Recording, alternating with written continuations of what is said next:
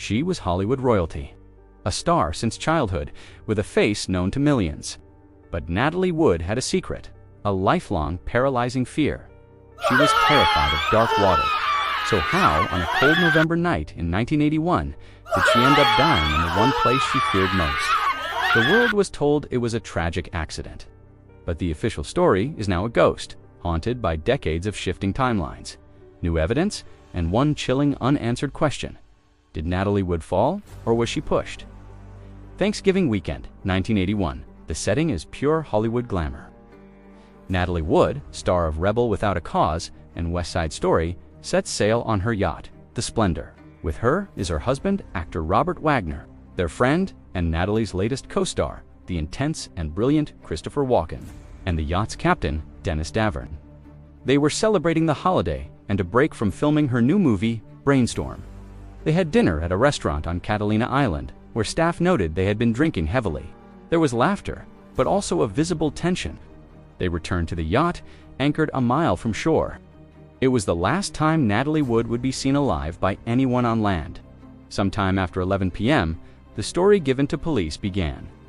Wagner claimed Natalie had gone to her stateroom after he and Walken got into a heated political argument. When he went to check on her around 1:30 a.m., she was gone. The yacht's dinghy, the Valiant, was also missing. The initial theory was simple. The dinghy was banging against the hull, and Natalie, wearing only a nightgown and socks, went to secure it, slipped, and fell into the cold, dark water. Within 48 hours, the case was closed. The official cause of death, accidental drowning, a tragic end to a glittering life. But for those closest to the situation, the story never made sense. First, there was her profound hydrophobia.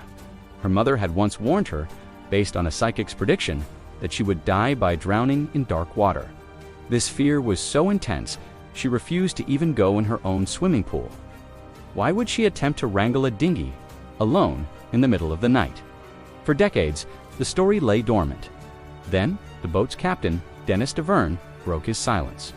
Ridden with guilt, he admitted his initial statement to police was a lie, coached to him by Robert Wagner. Davern's new account was explosive. He claimed the argument between Wagner and Walken wasn't about politics, it was about Natalie's career. Wagner, allegedly consumed by jealousy, smashed a bottle of wine on the table and yelled at Walken, "Do you want to FK my wife?" Walken retreated. Natalie and Wagner then had a ferocious argument on the yacht's deck. Davern heard crashing sounds and a man and woman fighting. Then, suddenly, silence. A profound, terrifying silence. In 2011, 30 years after her death, Davern's confession was enough for the Los Angeles County Sheriff's Department to officially reopen the case. They weren't just looking at a tragic accident anymore. They were looking at a potential crime. Investigators exhumed the original case files and the coroner's report. What they found was chilling.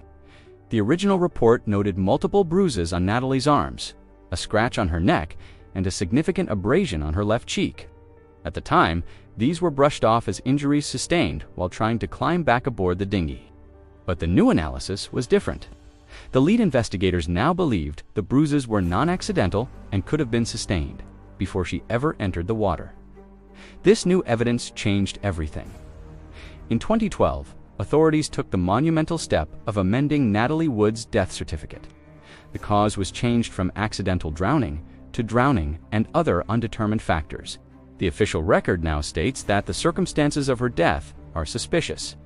The final escalation came in 2018. After years of investigation, the LASD named Robert Wagner a person of interest. Lead investigator John Carina stated publicly, "Wagner was the last person to be with Natalie Wood, and he's the one person who has not told us the details." His version of events just doesn't add up. Today, the case remains open but inactive.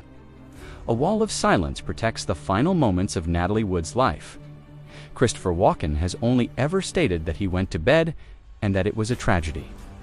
Robert Wagner has consistently denied any wrongdoing and has refused to speak with investigators since they named him a person of interest.